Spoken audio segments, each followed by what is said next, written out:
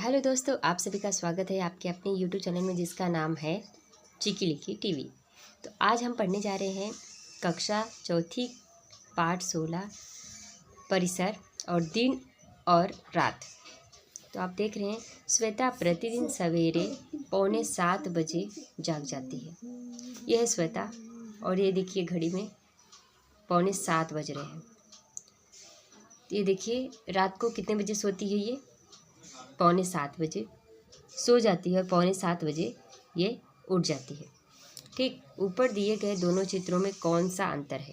ये अंतर किन कारणों से दिखाई देते हैं? हम पृथ्वी पर रहते हैं, सूर्य से पृथ्वी को प्रकाश मिलता है। ये तो हम सभी जानते हैं कि सूर्य से पृथ्वी को प्रकाश मिलता है। पृथ्वी का आकार किसी वृत्ताकार गेंद जैसा गोलाकार है, इसीलिए सूर्य का प्रकाश पृथ्वी पर सर्वत्र पहुंचता नहीं। आधी पृथ्वी पर प्रकाश पड़ता है तो आधी पृथ्वी पर अंधेरा रहता है। जिस भाग पर सूर्य का प्रकाश पड़ता है वहाँ दिन होता है। ये तो हम सभी जानते हैं कि हमारे पृथ्वी के जिस भी भाग पर सूर्य का प्रकाश पड़ेगा वहाँ पर दिन होगा, उजाला होगा। जिस स्थान पर सूर्य का प्रकाश नहीं पड़ता वहाँ अंधेरा होता है, वहाँ रात होती है। दिन और रात दोनों का छुआ-छुअल का खेल हम प्रतिदिन देखते हैं। दिन के बाद रात आती है और रात के बाद दिन आता है। यह चक्र अविराम चलता ही रहता है। इसका क्या कारण हो सकता है? जिस प्रकार कोई लट्टू अपने ही चारों ओर घूमता है, उसी प्रकार पृथ्वी भी अपने अक्ष के सापेक्ष घूमती रहती है। अक्ष मतलब अपनी जगह पे ही वो घूमती रहती है, जिससे क्या होता है, दिन और रात होती है। इसीलिए सूर्य का प्रकाश वाला भाग धीरे धीरे अंधेरे में और अंधेरे वाला भाग धीरे धीरे प्रकाश में आ जाता है। तात्पर्य यह है कि जहाँ दिन है वहाँ कुछ समय बाद रात हो जाती है और जहाँ रात है वहाँ दिन हो जाता है। तो दोस्तों देखिए क्या लिखा है, क्या तुम जानते हो?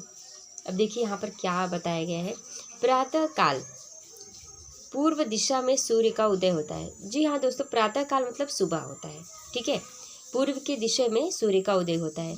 हम यहाँ पर जानते हैं कि सूर्य किस दिशा में उदय होता है, वह है पूर्व दिशा में, और वह पश्चिम की ओर खिसकता जाता है ना। ये तो हम सभी जानते हैं। और सायंकाल में वह पश्चिम दिशा में अस्त हो जाता है। जी हाँ दोस्तों, उदय मतलब होता है जब सूर्य निकलता है उसको उदय कहते हैं, और अस्त होता है तो उसको बोलते हैं जब सूर्य ढलने लगता है उसे अस्त बोलते हैं, ठीक है। आपको लगभग बहुत सी जानकारी यहाँ पर मिल चुकी होंगी। अतः हमें ऐसा लगता है कि सूर्य पृथ्वी के चारों ओर चक्कर लगा रहा है, परंतु ऐसा केवल आभास होता है। वास्तव में पृथ्वी अपने अक्ष के सापेक्ष घूमती रहती है, इसीलिए पृथ्वी पर दिन रात होते हैं। ठीक, पृथ्वी के स्वयं के चारों ओर इस प्रकार घूमने की प्रक्रिया को पृथ्वी का परिभ्रमण कहते हैं। जी हाँ दोस्तों, ये आपको क्वेश्चन में आ सकता है कि परिभ्रमण किसे कहते हैं। तो पृथ्वी जब अपने खुद के स्वयं चारों ओर स्वयं घूमती है तो उसको क्या कहते हैं? पृथ्वी का परिभ्रमण, ठीक है। आगे देखते हैं हम। चलिए दोस्तों आगे देखते हैं। एक दिन में 24 घंटे होते हैं, परंतु प्रतिदिन क्या 12 घंटों का दिन और 12 घंटों की रात होती है? दोस्तों यहाँ पर देखिए बहुत ही मज़ेदार बात कही गई है कि 24 घंटे होते हैं, ये हम भी जानते हैं और आप भी जानते हो, ठीक। तो यहाँ पर बताया गया है कि क्या हर दिन 12 घंटों का होता है और हर रात 12 घंटों की होती है? चलिए आगे पढ़ते हैं।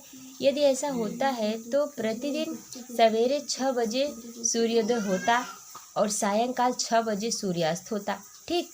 हम देखते हैं कि वास्तव में क्या होता है, ठीक है। चलिए आगे देखते हैं। करके देखो, कुछ दिन दर्शकों कैलेंडर में सूर्योदय तथा सूर्यास्त का समय छपा होता है। इस वर्ष का ऐसा दिन दर्शक लो, उसका उपयोग करके नीचे दिए गए तालिका की रिक्त चौखट को भरो। तो देखिए दोस्तों यहाँ पर एक आपको तालिका दी गई है, ठीक।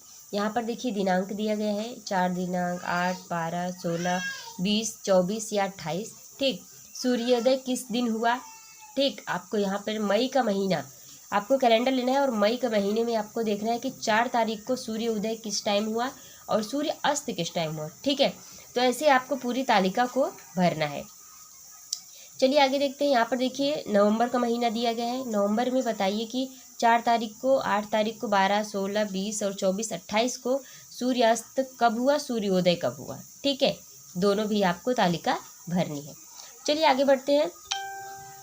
तुम्हें क्या ज्ञात होता है, नवंबर महीने में सूर्योदय दिन प्रतिदिन देर से होता जाता है और सूर्यास्त दिन प्रतिदिन जल्दी होता जाता है। मई महीने में सूर्योदय दिन प्रतिदिन जल्दी होता जाता है और सूर्य अस्त दिन प्रतिदिन देर से होता जाता है। इससे क्या स्पष्ट होता है, नवंबर महीने में दिन क्रमशः छोटे होते जाते हैं और रात की अवधि क्रमशः बढ़ती जाती है। ठीक है, नेक्स्ट वन बताया गया है कि मई महीने में दिन क्रमशः बड़े होते जाते हैं और रात की अवधि छोटी होती जाती है। अब तुम्हें स्पष्ट हुआ होगा कि प्रतिदिन 12 घंटों का दिन और 12 घंटों की रात नहीं होती। ठीक है दोस्तों, अब तो आप लोग को भी समझ में आ गया होगा कि दिन 12 घंटों का नहीं होता है और रात 12 घंटों की नहीं होती है, कभी कभी वो कम ज़्यादा होते रहते हैं। तो क्या तुम जानते हो, यहाँ देखिए 12 घंटों का दिन और 12 घंटों की रात, ऐसी स्थिति हमें 21 मार्च और 22 सितंबर इन दिनांकों को दिखाई देती है। 21 मार्च और 22 सितंबर इन दिनांक को हमें क्या दिखाई देता है, ये 12 घंटों का दिन और 12 घंटों की रात। ठीक, आगे देखते हैं। 21 मार्च को 12 घंटों का दिन और 12 घंटों की रात होती है। इसके बाद धीरे धीरे दिन बड़ा होता जाता है और रात क्रमशः छोटी होने लगती है। ऐसा 21 जून तक होता जाता है। ठीक है, 21 जून को सबसे बड़ा दिन और सबसे छोटी रात होती है। ठीक, 21 जून से दिन छोटा होने लगता है और रात बड़ी होने लगती है। ऐसा 22 सितंबर तक होता है। कब तक होता है, 22 सितंबर तक होता रहता है। इसके बाद 22 सितंबर के दिन 12 घंटों का दिन और 12 घंटों की रात होती है। ठीक, उसके बाद क्रमशः दिन और छोटा होता जाता है। ठीक, और रात बड़ी होती जाती है। ऐसा 22 दिसंबर तक चलता है। 22 सितंबर से 22 दिसंबर तक क्या होता है, दिन छोटा और रात बड़ी होती जाती है। ऐसा 22 सितंबर तक होता है रहता है और 22 सितंबर को दिन सबसे छोटा और रात सबसे बड़ी होती है। 22 दिसंबर को क्या होता है, दिन सबसे छोटा और रात सबसे बड़ी होती है।